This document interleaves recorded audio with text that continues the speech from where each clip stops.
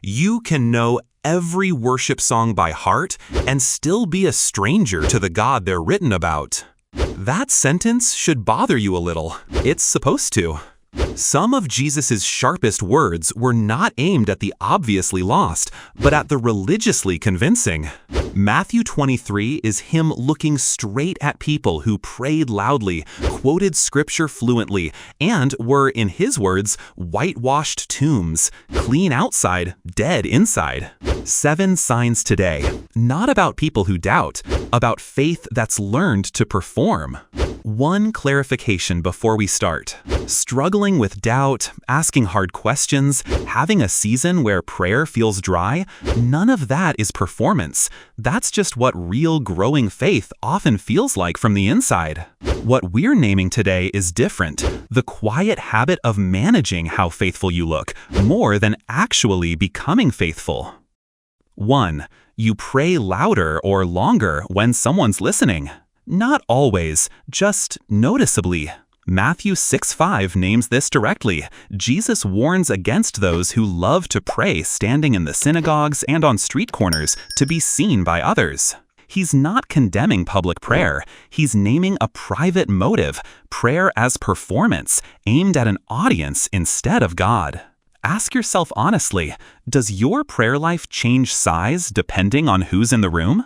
Jesus makes the same point about fasting just a few verses later in Matthew 6:16, warning against those who disfigure their faces so everyone can see their fasting. Same pattern, different discipline. Whatever the practice is, the question is always the same. Who is it actually for? 2. You give, but you keep track of who noticed. Not the giving itself, the part right after, when you're quietly waiting for it to be acknowledged. Matthew 6 verses 3-4 puts it almost uncomfortably specific. When you give, don't even let your left hand know what your right hand is doing. Real generosity doesn't keep a ledger. Performed generosity always does, even if the ledger is only in your head. It shows up in small ways. The story you tell later, the detail you accidentally mention, the quiet disappointment when nobody brings it up. None of that makes you a bad person. It just means the gift had 2 purposes, and only one of them was ever named out loud. 3. You measure your spiritual life by approval, not by what happens when no one's watching. What you post, what people compliment you on, the version of you that gets called such a strong believer. Paul draws the line sharply in Galatians 1:10. If I were still trying to please people, I would not be a servant of Christ. Those 2 pursuits don't coexist peacefully. One of them is always quietly running the show. 1 Samuel 15 shows exactly where that road can lead.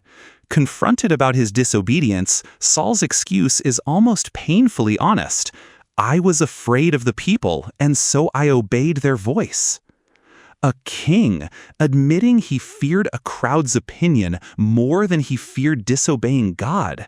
That's not a small confession. That's the whole chapter's warning in one sentence.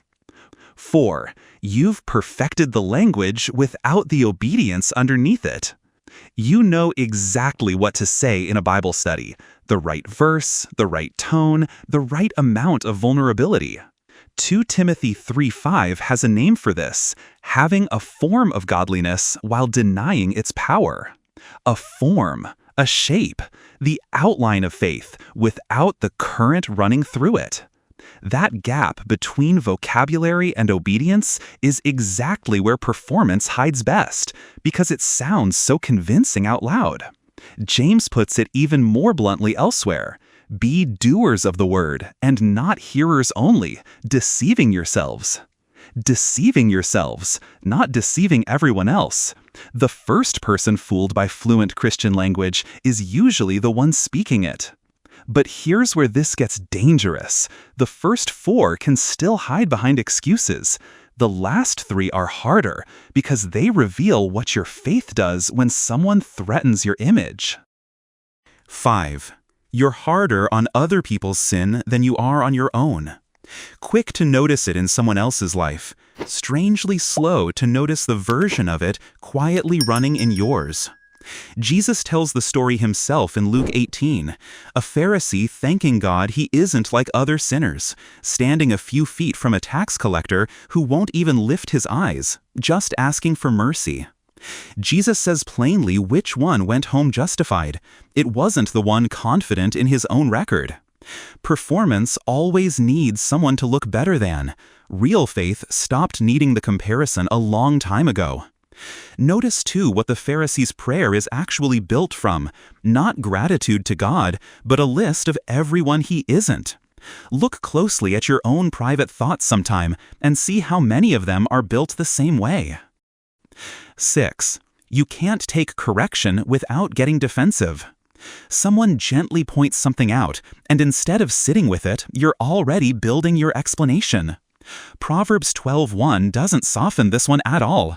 Whoever loves discipline loves knowledge, but whoever hates correction is stupid. That's a strong word on purpose. Real faith stays teachable. Performance protects the image at all costs, because the image is the whole point. Naaman in 2 Kings 5 nearly walks away from his own healing because the instruction offended his pride, until his own servants talk him back down. The correction he needed was small and simple. His resistance to it was the actual obstacle, not the instruction itself. 7. Your worship depends entirely on the room, the music, the lighting, not on your own heart. Take away the production, and something in you goes quiet too. Jesus tells the woman at the well in John 4 that true worshipers will worship the Father in spirit and in truth, not tied to a location, a mountain, a temple, or, apparently, a stage. If your worship disappears the moment the room goes quiet, that may reveal something worth examining. Was the atmosphere helping you worship, or had it quietly become the thing you were actually depending on? There's nothing wrong with music, lighting, a full room lifting their voices together. None of that is the problem. The problem is when the atmosphere becomes the source instead of the setting. When you need the room to feel something you should be able to feel with just an open Bible and a closed door. Here's the uncomfortable thread under all 7. None of this makes you a fraud. It makes you human, and it puts you dangerously close to the kind of religious confidence Jesus kept warning about. Not the people far from God, the people confident they were already close. The tax collector in that story didn't defend his record. He just said, "God, have mercy on me, a sinner." And that's the only posture performance can never fake. You can fake eloquence, you can fake confidence.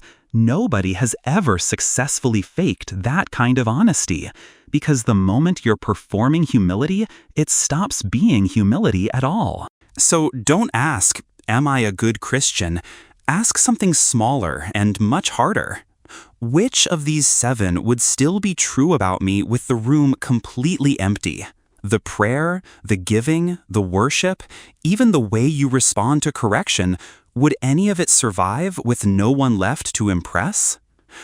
Lord, strip away whatever in me is performing for people instead of loving you.